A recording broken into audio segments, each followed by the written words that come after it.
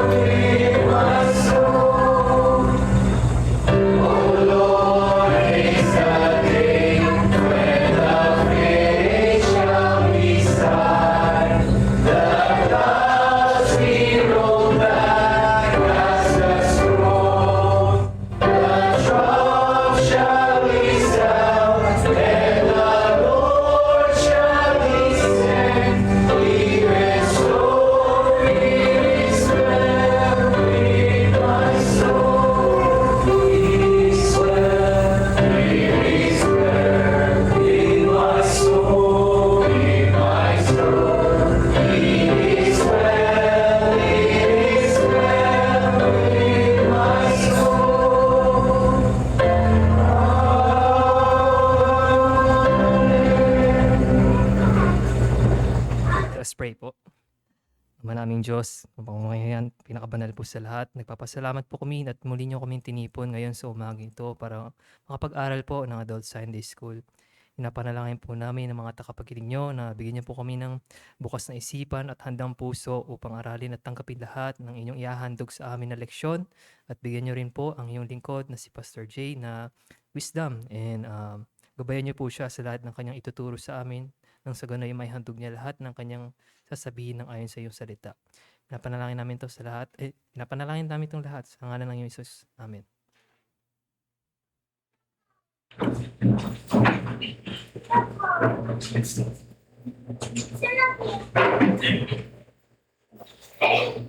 Magandang umaga po mga kapatid at magpapatuloy po tayo para sa ating Sunday School ng pag-aaral po natin ng ating Constitution. Nandito na po tayo sa Article 5, patungkol po ito sa church membership. Ngayon, mga kapatid, yung Article 5, meron po yang mga paragraphs hanggang paragraph E. So meron po tayong 5 paragraph sa Article 5. Hindi po natin matatapos yung buong Article 5. Ang matatapos lang po natin yung unang 3 paragraph, paragraphs A, B, and C. At nawa hawak po ninyo yung inyong mga copy, yung mga hard copy ninyo ng Constitution para nakakasunod po tayo. Kung wala naman, meron naman po tayo nitong soft copy. Sinend ko po ito sa GC, mga ilang linggo nang nakalipas. Pwede po ninyong gamitin para po masundan natin itong ating pag-aaral. So, nandito po tayo muli sa pag-aaral ng ating Church Constitution. So, kagaya na nabanggit ko, meron po itong 5 paragraph. Pag-aralan po natin yung paragraphs A, B, and C muna sa umagang ito. Magsimula tayo dun sa unang paragraph ng church membership, paragraph A. Ngayon, ang tanong natin, ano nga ba yung mga requirements para maging membro ng isang iglesia? Sa mga members po rito, familiar po kayo dahil pinagdaanan na po ninyo yung proseso ng membership acceptance, at doon naman po sa mga hindi pa membro ng PRBC, maganda po itong exposure ninyo sa study natin para maging aware po kayo ano yung mga hinihingi ng iglesia para maging parte po tayo sa official roster nito ng mga members. So ito yung ating tanong na naisatugunan ng paragraph A. Ano po yung mga requirements? What are the requirements po para sa church membership? Unang-una, dapat po converted. Meron pong 3 requirements, mga kapatid, no? Meron 3 requirements para matanggap tayo sa membership. Unang requirement po, dapat po converted. Pag sinabi natin converted, ibig sabihin ligtas, mananampalataya ng ating Panginoong Jesus. Sabi ng Constitution natin, the local church ought to be composed only of those who are true disciples of Jesus, according to the scriptures. Therefore, to be eligible for membership, a person must demonstrate the following. Babanggitin natin yung mga hinihingi para ma-qualify natin kung disciple nga ba talagang isang tao ni Hesukristo. Pero una sa lahat, mga kapatid, naniniwala po tayo sa regenerate church membership, sa defined and definite church membership. Pinag-aralan na po natin ito last year sa ating study ng churchmanship. Naniniwala po tayo na kailangan po officially matanggap ang isang tao sa membership para masabi nating member siya. Galing po ako sa isang grupo na pag nagpapakita ka sa isang church for like 4 weeks or 1 month, kinoconsider ka na member. Wala kang kailangan sumpaan, wala kang prosesong kailangan pagdaanan, basta lagi kang nakikita ng pastor, nakikita ka ng mga member, nandun ka naman tuwing Sunday, gagawin ka na pong member. Hindi po tayo naniniwala sa ganon. Hindi po tayo convinced scripturally na biblical po yon. Naniniwala tayo na para maging membro ang isang tao ng church, kailangan po meron siyang pagdaan ng proseso na outline din sa scripture, lalong-lalo po sa Book of Acts. Ngayon, mga kapatid, hindi tayo nagtatanggap lang basta-basta. Kasi sabi po sa Acts 2:41, so those who received his word were baptized, and they were added that day about 3,000 souls. After po mag-preach ni Pedro doon sa Day of Pentecost, mamayang hapon, afternoon sermon, pag-aaralan natin yung Pentecost. After po ng preaching ni Peter sa Pentecost, nakakarinig yung mga tao, 3,000 po yung natanggap sa membership ng church. So, sa Day of Pentecost po, thousands and thousands and thousands po yung dumadalo. Hindi po lahat tinanggap. Ang tinanggap lang 3,000. Probably 100,000 yung present doon, pero 3,000 lang yung natanggap. Bakit? Kasi sila lang po yung tumanggap ng salita, those who received the word, at binautismuhan. So may mga requirements po para mapabilang sa membership. Kailangan po nagpo-profess ng faith kay Christ, naiintindihan ng gospel at nabautismuhan in order for that person to be added sa church membership. Ito rin yung sinabi ni Pablo sa 1 Corinthians chapter 5 verse 12. 1 Corinthians chapter 5 verse 12, sabi ni Paul, "For what have I to do with judging others? Is it not those inside the church whom you are to judge?" So ito yung rhetorical na tanong ni Pablo. Ano daw trabaho niya na husgahan yung mga nasa labas ng iglesia? Hindi ba daw dapat yung nasa loob lang ng iglesia yung kanyang huhusgahan? Ibig sabihin po nito ni Pablo, meron po mga nasa labas ng church, meron ding mga nasa loob ng church. Hindi po yung physical. Ibig sabihin, may mga nasa labas ng membership, may mga nasa loob ng membership. So, malinaw na tinuturo ng scripture na meron pong defined and definite church membership. Again, 1 Corinthians chapter 1 verse 2. 1 Corinthians chapter 1 verse 2, sabi dito uli ni Pablo,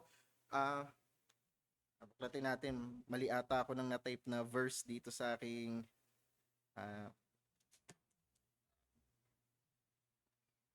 1 Corinthians chapter 1 verse 2.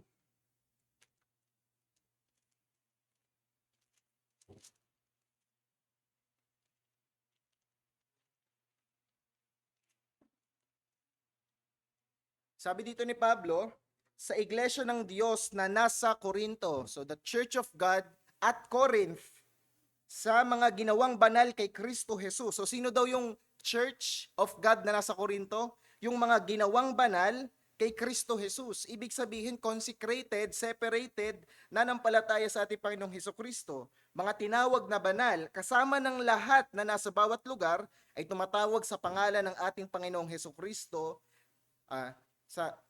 tumatawag sa pangalan ng ating Panginoong Hesukristo na kanila at ating Panginoon. So, malinaw mga kapatid, no, sino pong tinutukoy ni Pablo na pwedeng mapabilang sa membership? Yung mga lumalakad sa may kabanalan, kumilala sa ating Panginoong Hesukristo bilang kanilang Diyos at tagapagligtas. So malinaw po, hindi tayo tumatanggap basta-basta mga kapatid, ano? Maingat na maingat po tayo sa ating pagtanggap ng church membership dahil malinaw ang scripture, hindi ka pwedeng magtanggap sa membership ng unbeliever. Naniniwala tayo sa regenerate church membership. Ayun nga rin po ang reason mga kapatid kung bakit hindi tayo tumatanggap sa church membership ng mga sanggol. Hindi tayo nagbabaptize. Why? Malinaw Sa binasa natin sa Acts chapter 2:41 na yung mga natanggap sa membership, yung mga naintindihan, tinanggap yung salita ng Diyos at nabautismuhan. Yung bata po, yung sanggol, kahit bautismuhan natin, masasabi ba natin tinanggap niya yung salita ng Diyos? Hindi pa nga yan makabigkas ng mga salita Paano niya natanggap yung salita ng Diyos? Kaya hindi po tayo tumatanggap, hindi po tayo tumitindig doon sa tinatawag nating pedobaptism o bautismo ng mga sanggol. So ito po yung requirement mga kapatid, dapat converted. Paano natin malalaman kung yung tao ay converted? Makikita ba natin may tatak siya sa noo o meron siyang halo? Yun yung tanda na ligtas ito. Hindi po. Meron tayong mga outline sa scripture para malaman kung ang isang tao ay mananampalataya. Una, dapat po mag-demonstrate siya ng repentance toward God and faith in Lord Jesus Christ, which are the means of salvation. So dapat daw makitaan natin siya ng pagsisisi at pananampalataya. Kaya po binigyan natin ng highlight yung repentance and faith. Ngayon mga kapatid, hindi pwedeng repentance lang, walang faith. Kasi may mga iba-iba klase ng repentance May repentance na pragmatic, may repentance na emotional, may mga repentance na temporary. Hindi po. Ang true repentance is a faithful repentance. Ang true faith is a repenting faith. Kaya po yan magkasama, 1-2 combo po yan Hindi mo mauuna yung repentance, sunod yung faith. Hindi mauuna yung faith, sunod repentance. Simultaneous po yan. Dapat makita natin yan sa tao na nag-exercise siya ng pagsisisi sa kasalanan at pananampalataya kay Hesukristo. Ayan po din yung sinabi sa atin ng scripture. Sinabi po sa Mark chapter 1 verse 15, ito yung charge ni Jesus. The time is fulfilled and the kingdom of God is at hand. Therefore, repent and believe in the gospel. Ito yung utos ni Hesukristo. Mga kapatid, nung nagsimula si Hesukristo ng ministry sa lupa, ang unang-unang salita na lumabas sa bibig niya, hindi po love, hindi po peace, hindi po grace. The first word na lumabas sa bibig ni Hesukristo nung nagsimula siya ng earthly ministry ay repent and believe. for the kingdom of God is at hand. So repentance and belief or faith, kailangan makita natin yan sa isang tao para tanggapin natin sa membership. Hindi po pwede na magtatanggap tayo ng isang aplikante sa membership na alam natin na namumuhay sa kasalanan openly. May kita natin yung Facebook niya, paano siya magsalita, paano siya kumilos, pag nandito siya, nakikita natin bakat na bakat sa kanya yung kamunduhan. Yung kanyang lengguwahe, yung takbo ng isip niya, isa sa mundo.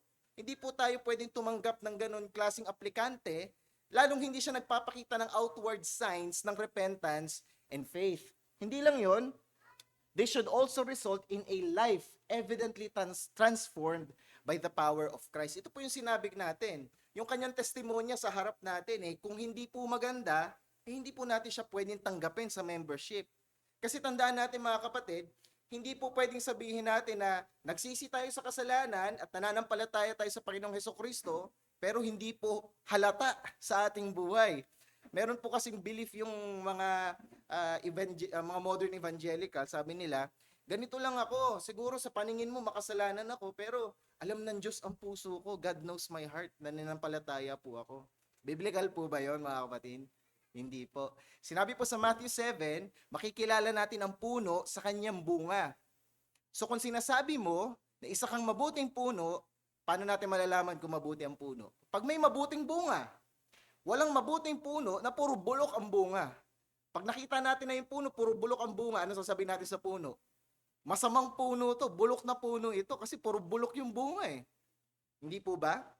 Ganon din po sa isang tao. Pag sinabi niya na mananampalataya siya pero lahat ng bunga ng buhay niya puro kasalanan, inconsistent sa Christian walk, isa lang po conclusion natin, hindi po yan mananampalataya.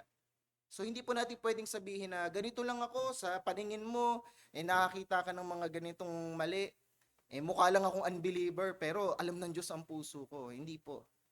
Si Kristo po mismo ang nagsabi na kung masama ang puso natin, makikita yan sa paglakad natin.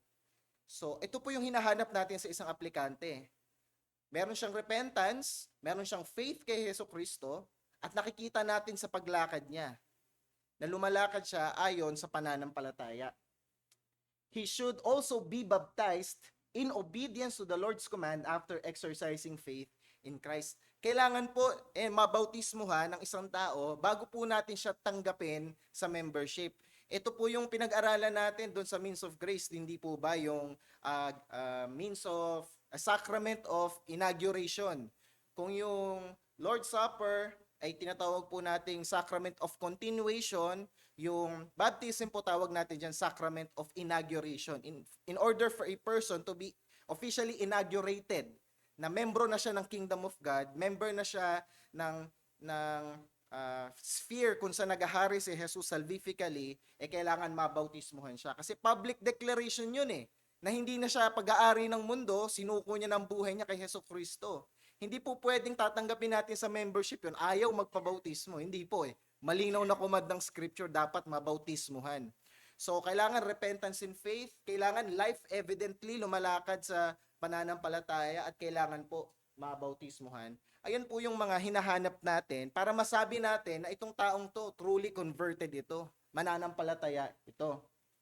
Yun yung unang requirement sa membership. Pangalawa, dapat committed. Here's the thing mga kapatid. May nagtanong kay John MacArthur sa Q&A, sabi, Pastor John MacArthur, sino po bang pwedeng maging membro ng iglesia na ito doon sa Grace Community Church sa Las Vegas? Sabi, hindi ko alam kung Las Vegas exactly. Basta somewhere sa California yung church nila. Sun Valley, California. So tinanong si Pastor John MacArthur, sino pong pwedeng maging membro ng Grace Community Church? Ang sagot ni John MacArthur, kung sinong dinagdag ng Diyos. Yun ang dapat nating idagdag sa membership. Hindi tayo pwedeng mamili. Diyos ang namimili ng ililigtas niya, kikilalanin natin yung pinili ng Diyos. Maganda yung sagot ni Pastor John MacArthur. Hindi po ba?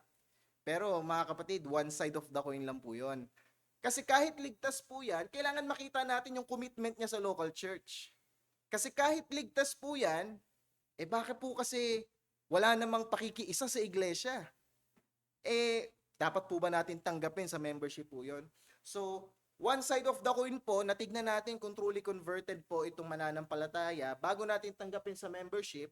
Yung kabilang side of the coin, dapat po makita natin na committed siya sa iglesia na kabibilangan niya.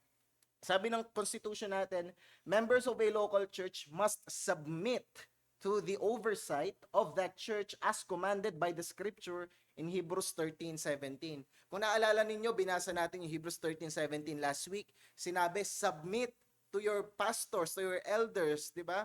Imitate daw yung kanilang pamumuhay kasi magbibigay sila ng account sa Diyos tungkol sa pamumuhay po ninyo, pamumuhay ng buong church. So kailangan mag-submit, utos po ito ng scripture. Hindi po ito depende kung trip ko yung plano ng pastor, depende kung personable siya sa akin, hindi po eh. Ang church ng scripture, kailangan magpasakop. Now, paano kung ayaw magpasakop ng isang taong ito, ng aplikante? Nakita natin ligtas siya, pero ayaw niya magpasakop dun sa pastor. Pwede ba siyang tanggapin sa membership? Hindi po. Malinaw yung scripture eh. Kailangan, willing siya, committed siya, na mag-submit sa oversight. Pag sinabing oversight, hindi po ito yung one-on-one, magmi-meet kayo ng pastor nyo, mag-uusap kayo for ilang hours. Hindi po. Yung word dito ng oversight, ibig sabihin yung generally, yung pag-manage niya sa affairs ng church, sa takbo ng local church. Dapat committed po yung aplikante roon.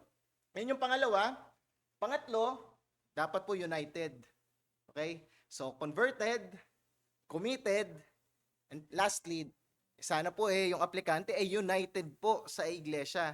Kasi kahit naligtas pa po yan, at kahit committed pa po yan na mag-submit sa pastor, ayaw naman mag-submit sa mga kapatiran.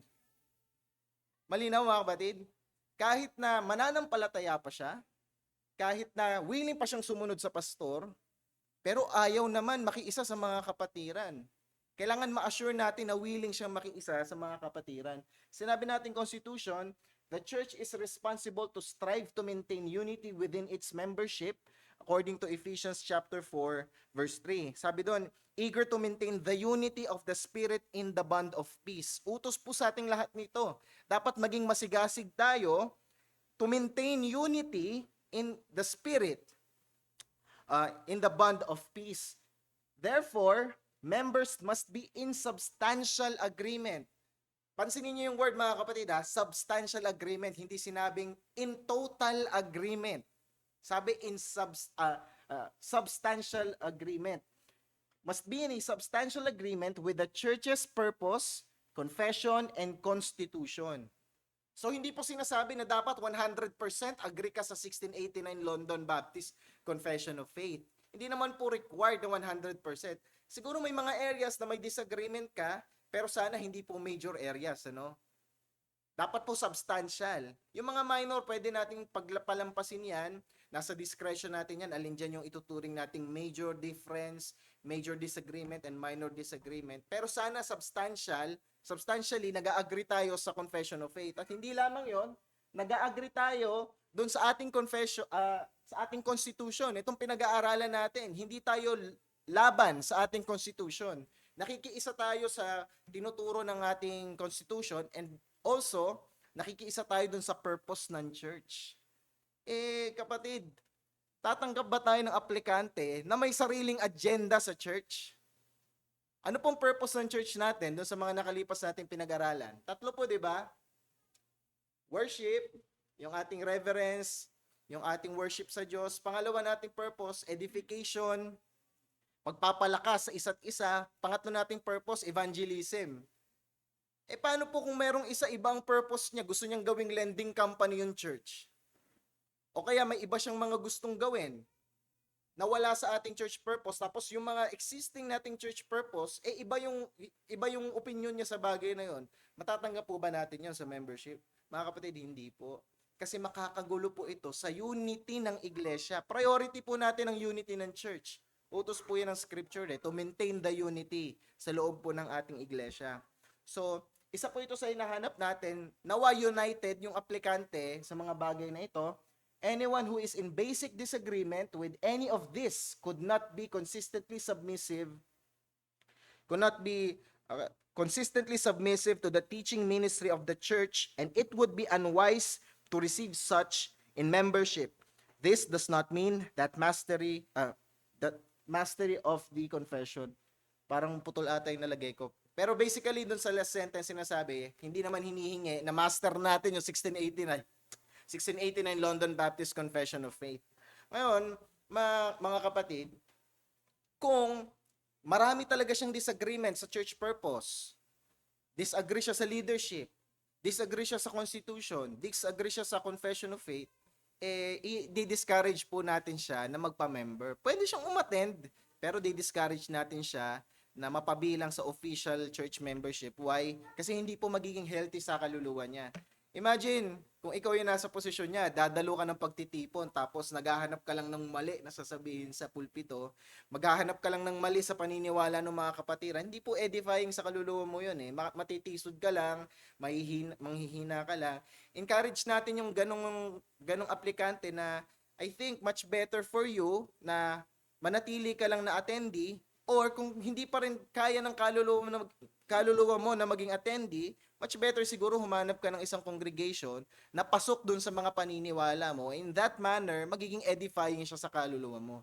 Ayun ang ating encouragement sa mga aplikante na mayroong substantial disagreement. Ayaw po gumana ng clicker.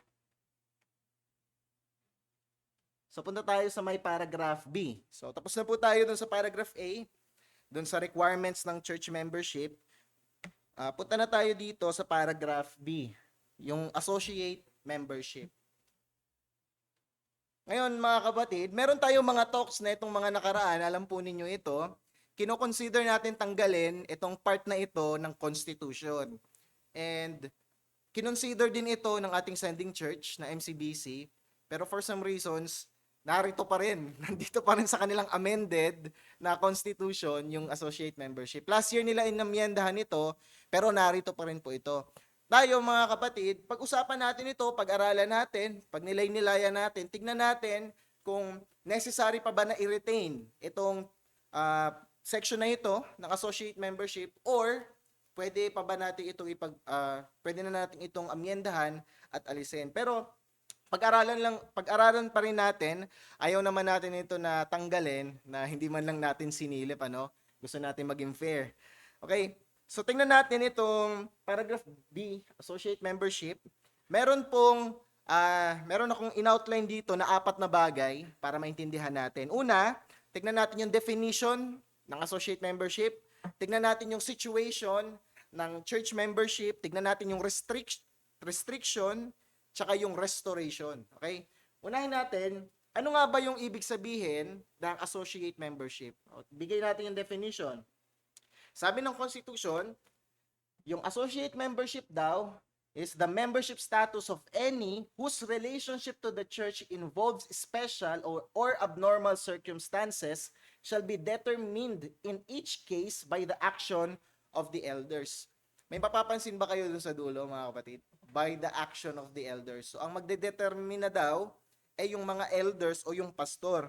Pero basically, ang sinasabi, ang associate member daw ay sila na mga mayroong abnormal or special na circumstansya. Okay? Yung hindi normal yung kanilang membership rito. For example, kailangan mga ibang bansa o kailangan pumunta ng probinsya for some time kasi aalagaan yung kanyang may sakit na kamag-anak, o kaya kailangan pumunta ng abroad para mag-aral saglit. Yung mga ganun, mga kapatid, abnormal or special circumstance po yun na papasok sila dito sa tinatawag nating associate membership. Kung wala ka namang ganung sitwasyon, nandito ka lang sa Cavite, within Dasmariñas ka lang, at wala ka namang natatanaw na sa mga susunod na taong kailangan mo umalis para mag-abroad o anuman, hindi po ito para sa inyo. Para po ito sa mga may special or abnormal na circumstansya. So yun po yung definition. Ngayon, tingnan natin yung sitwasyon. Ano yung mga sitwasyon para masabi na pwede kang maging associate member? Okay? So ito yung mga situation na to. Some such special circumstances are as follows. Ito yung una. Regular members who move away from our area and who cannot find another church with which they can in good conscience unite will at their request be retained as associate members of this church.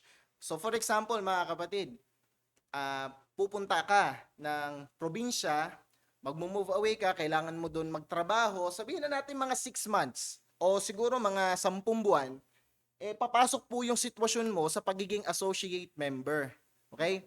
So, ang gagawin mo, ang i-encourage natin na gawin mo, humanap ka ng lokal na iglesia doon na mapapabilang ka, mapapa-unite ka, na pwede kang mag-undergo ng membership sa kanila para po hindi ka mababar sa mga privileges ng isang church member. Kasi mananampalataya ka nag-move away ka lang mula sa local church mo, di ba?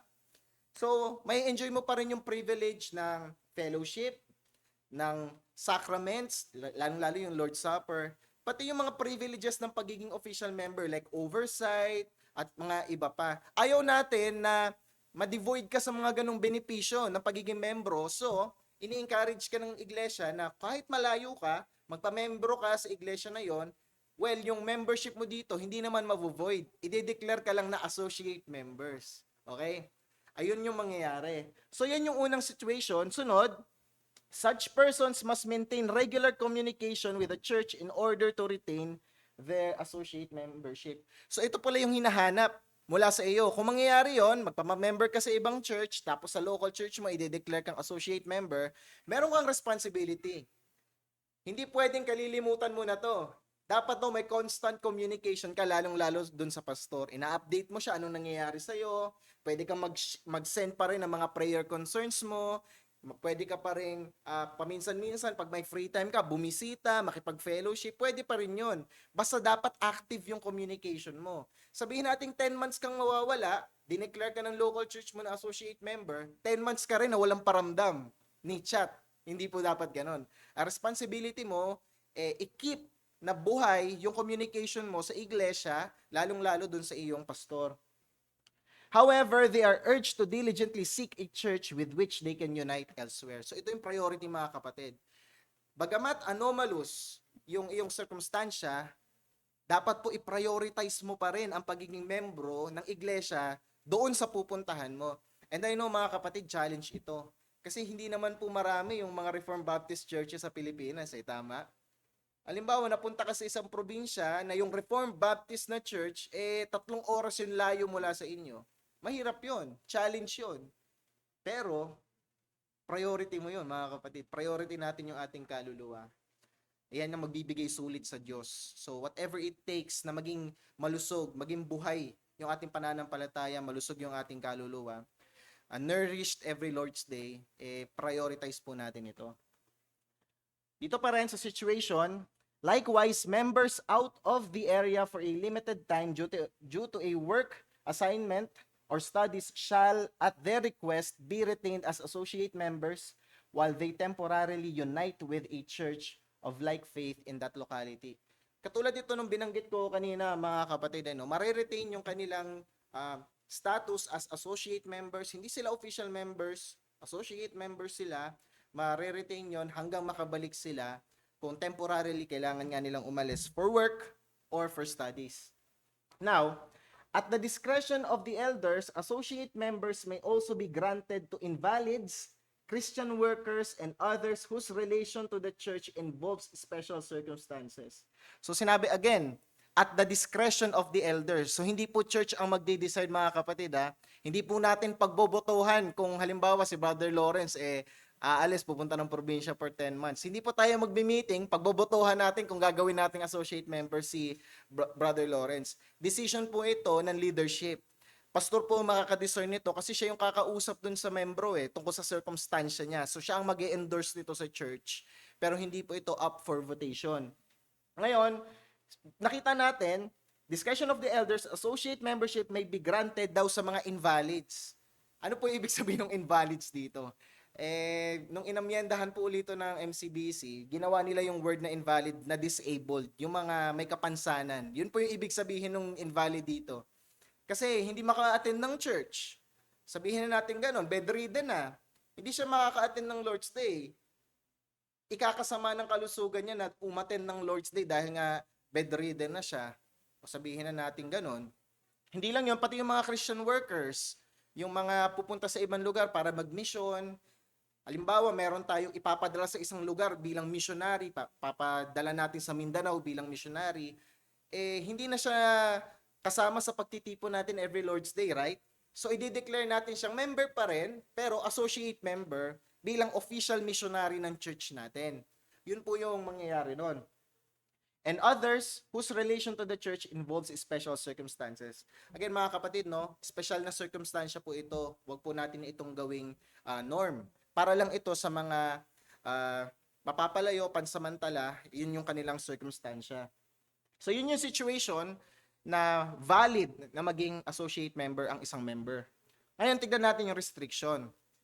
Paano ba yan? Meron pa rin bang karapatan ang isang associate member sa lahat ng rights ng isang full-pledged member ng church? Same lang ba sila? Equal lang ba sila ng karapatan? Sabi dito ng Constitution, an associate member shall not be allowed to vote in any business meeting of the church. So, hindi po equal.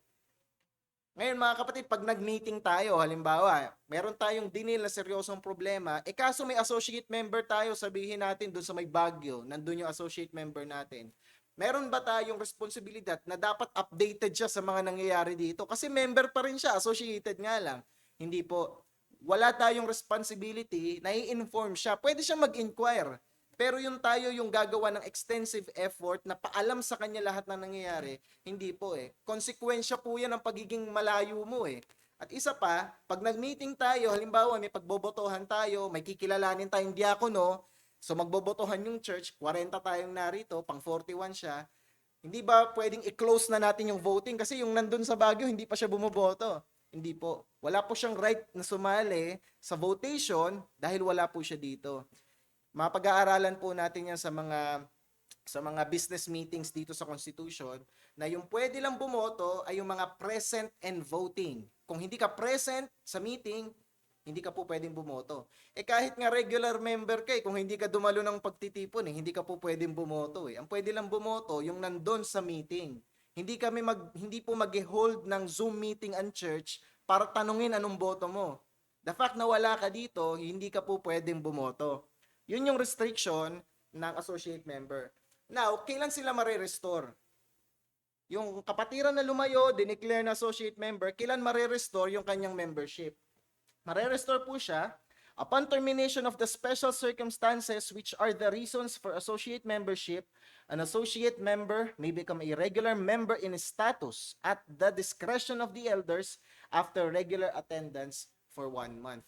So yung associate member, again, balik tayo dun sa illustration ko sa associate member na nasa Baguio. Halimbawa, tapos na yung work niya doon, tapos na yung kontrata niya for a year, o tapos na yung pag-aaral niya, babalik na siya dito sa Cavite, dahil tapos na yung circumstansya niya, pwede na siyang ma-restore as regular member. Malilift na yung pagiging associate member niya. Mababalik na yung right niya bumoto, narito na uli siya sa ating pagtitipon. Ngayon, ito ang tanong, Pastor, anong mangyayari? Dadaan ba uli siya doon sa proseso ng application? Magsasubmit siya ng written testimony, interview, pagsusumpain dito? Hindi po. Hindi na siya dadaan doon kasi dumaan na siya doon dati. De-declare na lang siya na restored after 1 month ng tuloy-tuloy na pagdalo sa ating pagtitipon. So, yun po yung restoration ng associate membership. And again, mga kapatid, pag-usapan natin ito, tingnan natin kung meron ba itong bigat pagdating sa scripture, kung meron ba itong basihan para magwaran tayo sa isang member, tawagin nating associate member. So yun yung paragraph B. Punta tayo dun sa huling paragraph na pag-aaralan natin, paragraph C. So paragraph C, process of membership acceptance. So sa mga nag-i-inquire, paano ba yung proseso para maging membro ako ng PRBC? Kahit sa trabaho, mga kapatid, di ba, pag nag-apply tayo sa trabaho, meron yung process Di ba, i-interview ka, magpapasa ka na ganito, mga requirements mo, ipapasa mo, kailangan magpapa-check ka ng iyong kalusugan, di ba, health certificate, ipapasa mo, may mga processes pa yan, meron training, before ka bigyan ng job order. So, ganoon din po sa ating church membership. Hindi natin ito tinutrato na trabaho, mga kapatid, ha? Kaya lang tayo merong proseso sa membership acceptance dahil nais po nating maging maingat. Hindi po tayo ang may-ari ng church. Si Jesucristo po. So, pag pabaya, nilaro-laro lang natin ito, hindi tayo naging seryoso, mananagot tayo kay Hesukristo. So nais natin na maging maingat, seryosohin natin ito, pagkat ang may-ari nitong iglesia ay si Hesukristo. Kaya tayo may mga nilatag na processes para sa church membership, para matulungan tayong maging maingat sa acceptance. So meron po akong in-outline dito na 7 steps para maging member ang isang aplikante ng church. Okay? First, continuous attendance. Sinabi ng ating constitution, any person who, after regularly attending the services for at least 2 months, sa constitution ng unang constitution ng MCBC, nakalagay 3 months. Nung inamyendahan nila, 2 months yung nakalagay. Ngayon, mga kapatid, i-judge po ninyo kung tingin ninyo sufficient na yung 2 months na continuous na pagdalo bago natin i-entertain yung kanilang application. Pero, dito sa amended, ang nakalagay, 2 months. So, 2 months na tuloy-tuloy na pagdalo para ma-expose siya sa gawain ng church. Ngayon, mga kapatid, hindi ito rigid rule, ano? Hindi ito rigid rule. Ang purpose lang, nung 2 months na tuloy-tuloy na pagdalo para ma-expose siya sa tinuturo ng church. Alam niya yung doktrina. Alam niya yung mga services, yung prayer gathering natin pag Thursday, may mga Bible study tayo, yung ating street preaching, yung ating Sunday school, morning worship, afternoon worship, yung ating mga extended fellowship. Nais natin na ma-expose siya doon for 2 months, okay? Ngayon, kahit 2 months pa yan dumadalo, morning lang nagpapakita, umaalis agad, tas hindi nangangausap, hindi pa rin natin ma-entertain yung application niya. Dapat 2 months na makita natin siyang masigasig na dumadalo sa mga pagtitipon. Tsaka natin may entertain, no? So, hindi siya rigid rule. Ginagamit lang natin siya para makita natin yung kanyang consistency at ma-expose siya dun sa church doctrine, sa church culture. Iniiwasan kasi natin, mga kapatid, yung yung culture shock. Yung bigla siyang magugulat, hala, ganito pala dito sa PRBC, di ko 'tong nakita nung una. Ayaw natin na may ganun siya. Kung mag-a-apply siya sa membership, sana aware na siya sa mga nangyayari dito, affairs dito. Para hindi niya maramdaman na parang biktima siya, parang in-scam siya ng PRBC. Ayaw natin ng may ganun. Gusto natin expose siya sa church life dito sa PRBC. So, yun po yung unang process. Nawa, meron siyang continuous attendance. Pangalawa, submission of application. Ano ba to? Biodata? CV? Magpapasa kayo? Hindi po. Pag sinabing submission of application, after 2 months ng attendance, desires to become a member of this church may apply to the elders and request to be interviewed by them. Basically, lalapitan ninyo yung pastor at sasabihin ninyo na, Pastor, after some time na dumadalo ako rito, meron na po akong desire na maging membro, nais ko po sanang mag-undergo ng interview. Ganun lang. Sasabihin nyo lang sa pastor, hindi nyo kailangan gumawa ng letter. Pwede rin naman chat. Basta i-express ninyo yung design ninyo na ma-interview ng inyong pastor. Yun yung pinaka-submission of application ninyo for membership. Pangatlong step, ito yun na. Dahil nga nag-request ka sa pastor ng interview, edi ibibigay yun sa'yo ng pastor, isa-schedule kung kailan yung membership interview mo. During the interview, the elders shall seek to determine whether or not the applicant meets the requirements as stated in Section A of this article. So, pag na-schedule ka na for membership interview, ang gagawin ng elder, gagawin ng pastor, tatanungin ka niya mga set of questions para ma-determine kung pasok ka dun sa 3 requirements. Converted, committed, and united. Di ba? Ayun yung napag-aralan natin sa paragraph A. Namely, a creditable profession of faith, scriptural baptism, doctrinal agreement, and submission to the government of the church. Ito po yun. Para makita natin kung pasado ka, kung converted ka ba talaga, kung committed ka ba talaga sa church, at united ka ba talaga sa mga kapatiran. So, may desire po na mag-apply for membership, yung interview naman po na ito, hindi naman po ito doctrinal na tanungan na susukatin dito kung gaano kalalim yung alam mo sa Bible. Hindi naman po sobrang ganon. Pero ang tatanungin ng elder sa inyo, yung understanding ninyo ng gospel. Kung naiintindihan nyo ba talaga ang kasalanan? Naiintindihan nyo ba talaga ang karakter ng Diyos laban sa kasalanan? Naiintindihan ba ninyo kung paano kayo pinatawad ng Diyos? Anong ginawa ni Jesus? Anong impact nun sa iyo? Anong hinihingi ng Diyos sa mga taong nakipag-isa sa Kanya? Ano yung mga tanda ng kaligtasan? Kailan mo nakilala si Jesus? Yan yung mga itatanong po sa inyo. Hindi naman kayo tatanungin ano yung theosis eh. Hindi kayo tatanungin, i-define mo nga yung ministry ng Godhead isa-isa. Hindi po kayo tatanungin ng hypostatic union at mga ganung bagay. Ang itatanong po sa inyo, yung pagka-ground ninyo sa gospel, yung inyong commitment sa church, submission ninyo sa leadership, at kung gaano kayo o kawiling na ibigay yung sarili ninyo sa local church. Yun po yung mga tatanungin sa membership interview. Binigyan ko na po kayo ng pointers to review sa mga willing mag undergo ng application. The elders shall seek to confirm that the applicant is genuinely committed to this church, its ministry, and its government. No person shall be automatically transferred into membership without this process of application. So, wala po ditong fixer, mga kapatid. Di ba sa LTO may ganon? Hindi ka nadadaan sa mga proseso, bayad ka lang doon sa tao sa loob, hintay ka lang, bigay ka lang ng picture mo at mga may lisensya ka na. Di ba? Nalampasan mo yung mga proseso. Wala pong ganon dito mga kapatid. Wala pong fixer dito. Kahit magbayad kayo sa mga member, hindi kayo automatically matatanggap sa membership. Lahat po ay kailangan mag-undergo ng process na to. Again, dahil iglesia to ni Jesucristo, nais nating maging maingat. Mananagot tayo sa Diyos. Kahit pa famous theologian, biglang dumalo dito, world-renowned na theologian, gusto magpa-member. O dahil world-renowned theologian ka naman, author ka ng 100 books, next week, member ka na. Hindi po. Kailangan niya mag-undergo, kahit sino man, mag-undergo ng process kung ano yung nakalagay dito sa Constitution. So, fourth step, ba seventh step? So, may fourth announcement.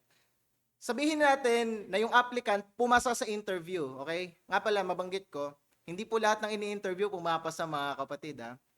May mga ilan na hindi pumapasa dahil natagpuan ng mga elder na yung kanilang testimony ay malamlam. Nung tinanong sa understanding ng gospel, hindi pala talaga niya nag-grasp yung gospel.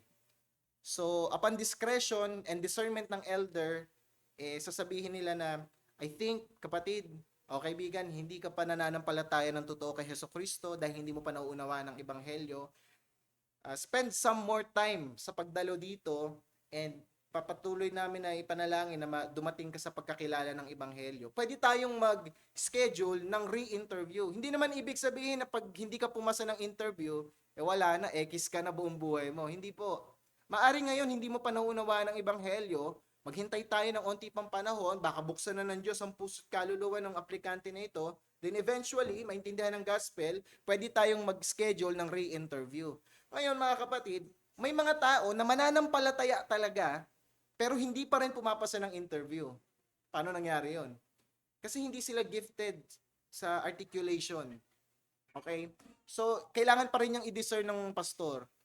May mga ilan na kahit mananampalataya talaga, naiintindihan ng gospel, pag tinanong mo ng ebanghelyo, hindi nila ma-put into words. Okay, so ang sasabihin ng pastor niyan, okay, hindi ka muna namin i-accept ngayon, bigyan mo ng time yung sarili mo, i-gather mo yung words mo, gather mo yung thoughts mo, kung kailangan mong isulat, isulat mo, then schedule tayo ng re-interview para talagang makita natin kung nauunawaan mo na ito. So pwedeng gawin yon. Meron din, hindi talaga ligtas at all, pero nakapasa ng interview. Why? Kasi magaling magsalita. Kabisado yung gospel terms. May mga verses pa kayang-kayang mag-quote. Paano yun mga kapatid? Diyan papasok yung church discipline. Pag-aaralan din natin yan sa Constitution.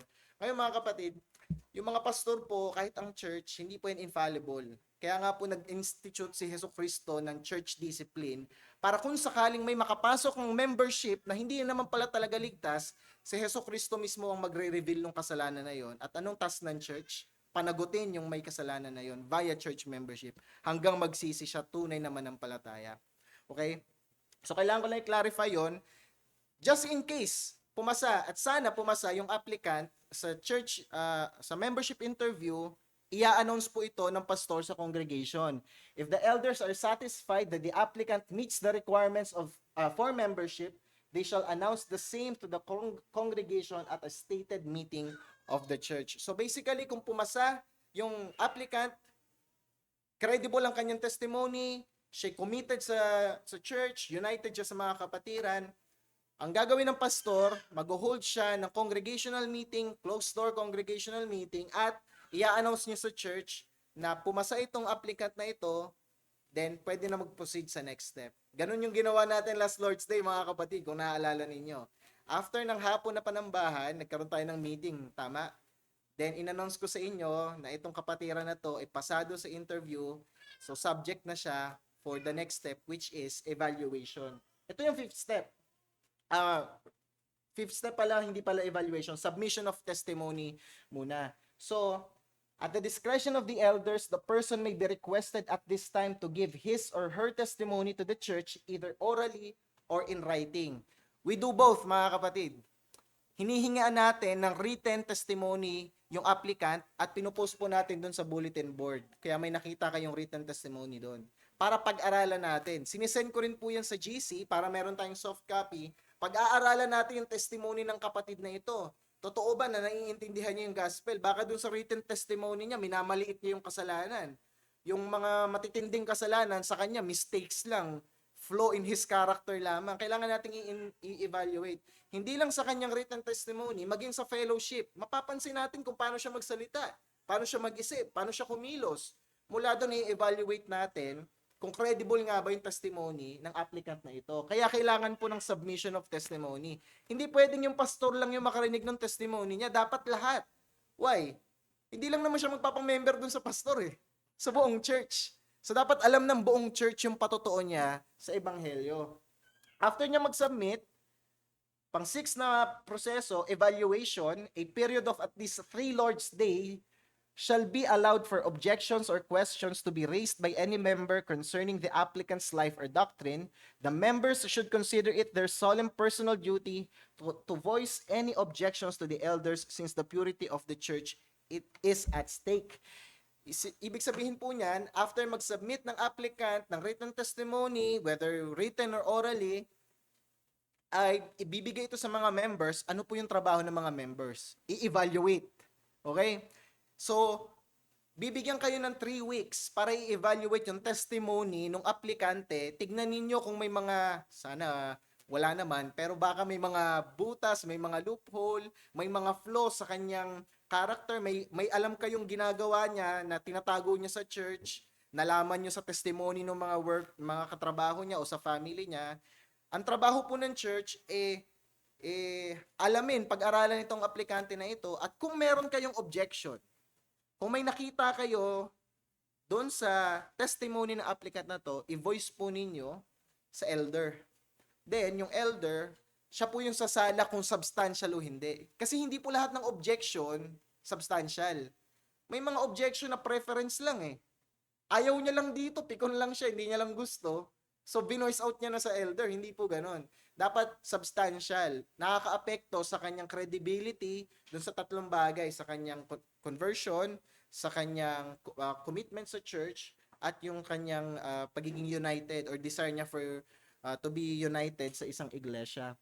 Seryosohin natin mga kapatid yung task natin bilang members, no? Na pag-aralan yung testimony ng applicant. Why? Katulad ng sinabi sa constitution natin, because the purity of the church is at stake. So, after 3 weeks, walang substantial, walang mabigat na objection dun sa applicant, then finally tatanggapin na po natin siya sa membership. Papasok na siya dito sa ating membership acceptance. Ito yung na-witness natin last Lord's Day kay Brother Lawrence, kung napansin po ninyo.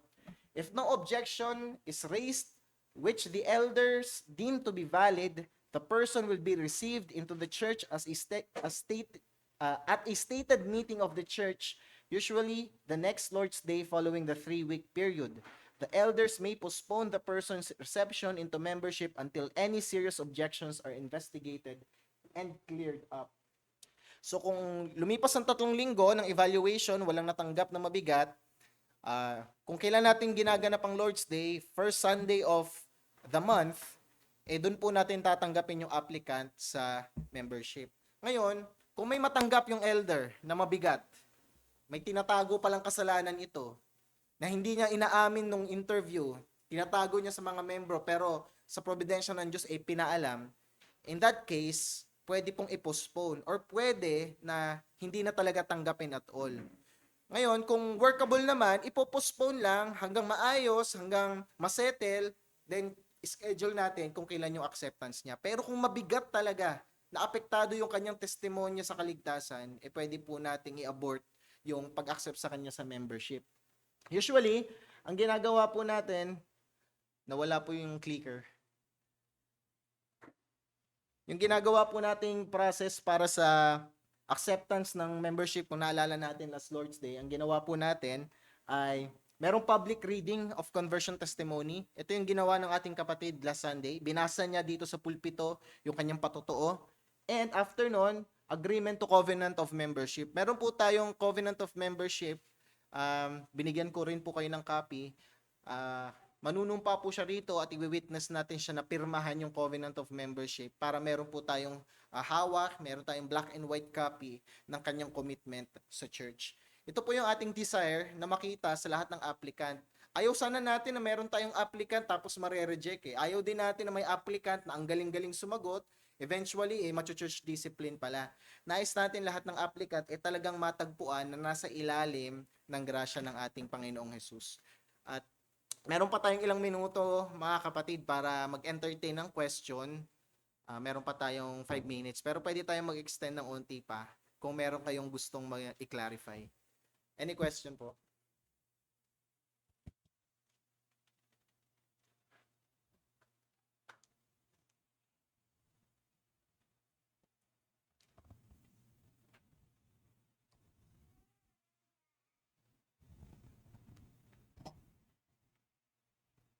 Sis Jessica.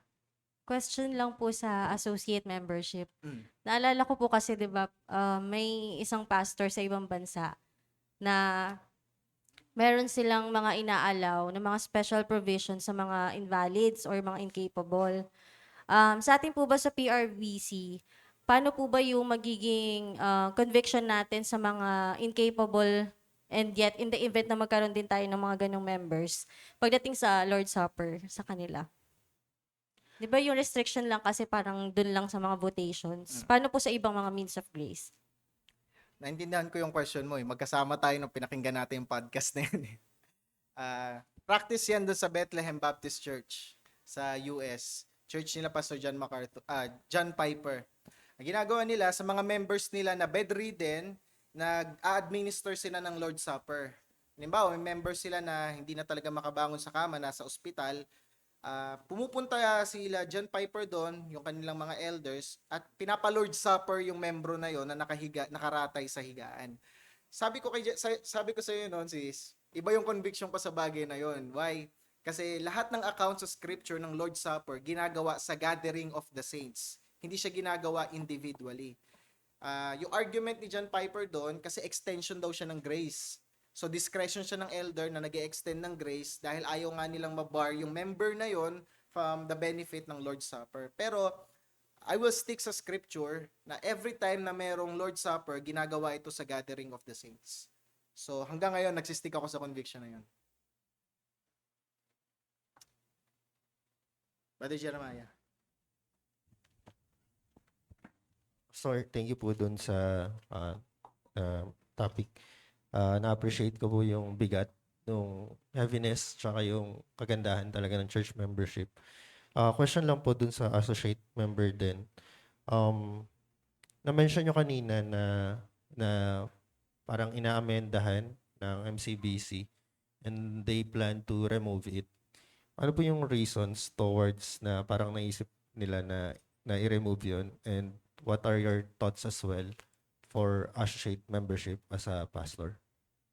Narinig ko yung discussion ng elders ng MCBC. I was privileged na marinig yung kanilang discussion sa pagtanggal ng associate membership, and I agree sa kanilang conviction.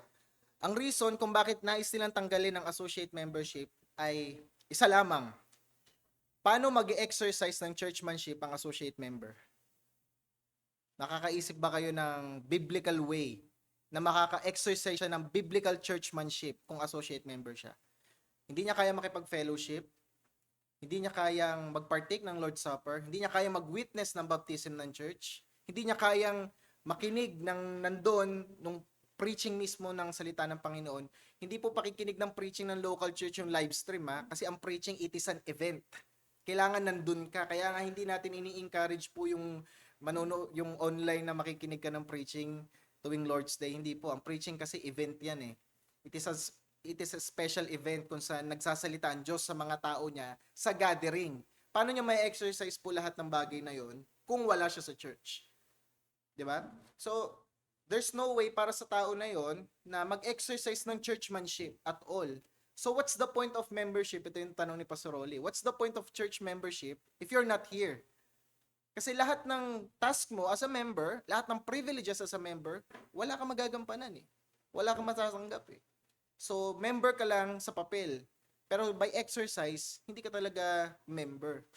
So, ayun ang reason kung bakit pinaplano ng MCBC na tanggalin itong part na ito ng associate membership. And I agree na amyendahan ito, alisin natin kung maaari, kung mapagbobotohan natin ito as a church dahil nakikita ko yung wisdom ng kawalan ng associate membership. At isa pa, wala kasi akong makitang biblical record na merong associate member. Wala po akong makita. Lahat ng membro ng iglesia ay nasa locality ng iglesia. Ayun, brother. Thank you po. Tapos, na-appreciate ko lang din, Pastor, kasi, di ba, sometimes, yung reason din is, parang naririnig ko in other than na nasa abroad. And nakita ko din yung napag-aralan natin last time na kung ma-appreciate mo yung beauty of church membership na yung sinumpaan natin na we need to give to cater one another, makikita ko yung means na hindi needed ng isang tao mag-abroad kasi kung makikita nung kahalagahan ng iglesia na magtulungan, na pagtutulungan na makater yung needs ng bawat isa. Yun lang po. Thank you sa reflection mo na yon, brother. Tama yung sinabi mo, priority natin yung ating kaluluwa. Priority natin yan over sa pagkita ng malaki. Pero ayaw natin na maging rigid sa law na yan. Ano? May mga kapatiran tayo na nire-require ng circumstansya nila na magtrabaho sila sa ibang bansa. Kaya nga, ang encouragement natin sa kanila, siguraduhin mo na doon sa pupuntahan mo, meron kang kabibilangan na iglesia na hindi mapapabayaan ng kaluluwa mo kahit magtrabaho ka ron. Ang nakakalungkot, kung pupunta ka sa isang lugar para kumita ng malaki at the expense of your own soul. Hindi natin gustong mangyari yon sa ating kapatiran. So, i-discourage natin siya magpatuloy sa isang lugar, magsistay siya doon ng matagal, kung mapapabayaan niya yung kaluluwa niya. Now, kung may church naman na open doon, na mag-administer sa kanya ng means of grace, encourage natin na magpamembro siya doon para kaya niya mag-work and at the same time, hindi niya napapabayaan yung kanyang kaluluwa. Pero thank you doon, bro, sa iyong reflection. Brother Harry?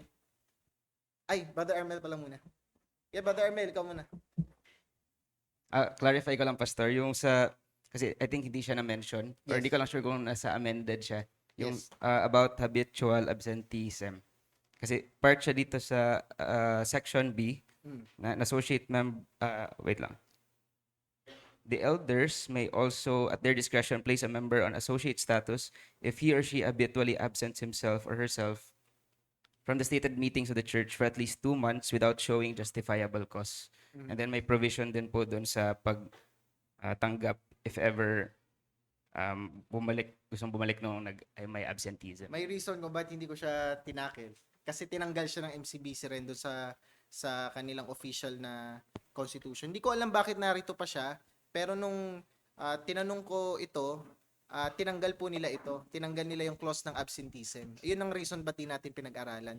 Kasi dun sa original na constitution, tama ba ako, Sis Bridget? Yung original na constitution ng MCBC, sa kanila, if 2 months hindi ka nagparamdam, absent ka sa gathering, hindi ka nagkikipag-communicate, tatanggalin yung rights mo as official member, gagawin kang associate. Troublesome siya na position. Why? Kasi hindi po nagwawarrant ng associate membership yung pagiging awol mo ng 2 months. Discipline ang kailangan dun eh. Kasi humiwalay ka sa iglesia.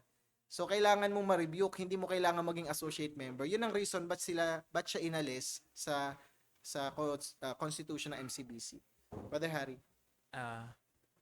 Medyo may kaugnayan doon sa tanong ni Brother Armel din yung tanong ko.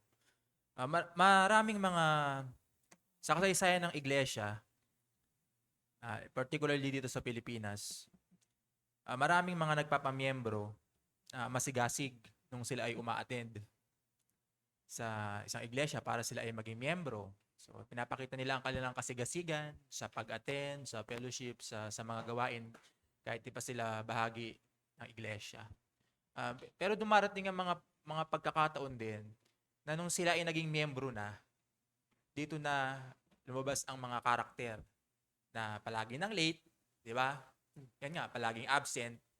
At ang noong tinanong ng pastor, tinanong ng elder sa mga council, ito yung mga katotohanan nito, dumating na ang mga dahilan ay dahil nagpupuyat lang, yan, nagpupuyat sa Netflix, gimmick-gimmick sa Sabado, kaya nalilate at nag-a-absent sa iglesia. So, ibig sabihin, the reason is unreasonable. Boldly reasoning. Diba? Anong gagawin ng iglesia? O anong gagawin ng PRBC sa mga ganitong kaso? Dahil nga, kung ating titingnan, kung ating lalaliman, ang pagiging miyembro ng iglesia, ito talaga ay napakalalim at napakaseryosong bagay. So, hindi talaga dapat natin ito binibiro o walang sino man ang pwedeng lapastanganin ang pagiging miyembro ng iglesia nang hindi mo gagampanan ng buong sikap na pinagkakalob sa iyo na biyaya ng Diyos na gagawin mo ang itinatakda at sinasalita ng salita ng Diyos. Salamat po. Thank you, Brother Harry. Yung sa question mo na ano yung gagawin ng church sa isang membro na nagfi-fail na nagampanan yung kanyang responsibility as church member. Actually, pag-aaralan natin yan next Lord's Day, yung nandito yan sa ating mga responsibility ng isang church member. Papag-aaralin natin siya. Ito, paragraph E, responsibilities of members. Pag-aaralin natin yan next Sunday sa ating susunod na Sunday school. Ang gagawin ng church dyan, of course, unang-una, kailangan siyang makausap ng pastor. Okay? Kailangan mag-exercise ng due diligence ng pastor dyan. Alamin yung problem, counsel siya, i-guide siya, i-lead. Ganon din yung mga kapatiran. Ang iiwasan natin dito, yung gagawa tayo ng mga drastic, abrupt na actions, hanggat hindi pa natin naaalam talaga yung tunay na problema ng kapatiran na yan. Kasi, effect yan yung absenteeism, effect yan, may root cause yan. Alamin muna natin yung root cause, i-deal natin ito. Now, kung hindi talaga siya willing, sa kabila ng pagtulong sa kanya, kabila ng admonition, ng rebuke sa kanya, hindi pa rin talaga siya willing, then, doon tayo gagawa ng mga hakbang that warrants censure o church discipline. Pero hanggat hindi tayo nagpa-practice ng due diligence, mga kapatid, wag na wag tayong gagawa ng mga abrupt actions. Ngayon, mas okay na maakusahan tayo na masyado tayong gracious kaysa maakusahan tayo na masyado tayong legalistic. Doon na tayo sa side na mayroon man sabihin sa atin, mas nagpakita tayo ng grasya kaysa sabihin nila na masyado tayong nanakal, masyado tayong naging mahigpit. So, doon tayo sa side ng grace, mga kapatid. Wala na po tayo oras. Lumampas na tayo ng 10 minutes. Next Lord's Day, next Sunday school natin, Lord be willing, matapos natin itong Article 5. Saglit tayo manalangin. Aming Diyos, salamat po sa aming napag-aralan. Nawa na nariwa po sa amin kung gaano po kami ka-undeserving na mapabilang sa iglesia mo. O Diyos, dapat lahat kami ngayon dito, lahat kami na narito sa PRBC, lahat kami dapat namumuhay sa kasalanan, nasa mundo. Kami, Panginoon, ay dapat ay patungo sa kapahamakan, pero napakamabiyaya po ninyo na niligtas nyo po kami, kinuha nyo kami sa putikan, sa lusak ng kasalanan, at dinala nyo po kami dito sa iyong kaharian, at napakamabiyaya ninyo na dinagdag nyo pa kami bilang membro ng isang lokal na iglesia, kung saan nakakalinga ang kaluluwa namin, napapakain kami, at nakikilala ka namin ng mas malaliman. Salamat o Diyos sa biyayang ito, nawa, wag na wag po naming mamaliitin ang aming pribilehiyo na mapabilang sa iyong lokal na iglesia. At ang dalangin namin, O Diyos, sa aming mga bisita, sa aming mga kaibigan, aming mga anak, aming mga teens, sa aming mga mahal sa buhay na wala pa sa iyo. Nawa, O Diyos, ibilang mo rin sila sa iyong kaharian. Magsisi sila't manampalataya, at nawa, O Diyos, ay makasama namin sila sa tunay na pagsamba sa iyo. Salamat sa biyaya mo sa amin ngayong umaga. Samahan niyo po nawa kami sa lahat ng ministeryo na iginawad niyo sa amin. Sa iyong kapurihan, sa pangalan ng iyong anak na si Jesus. Amen. Meron po tayong 20 minutes bago ang ating worship proper.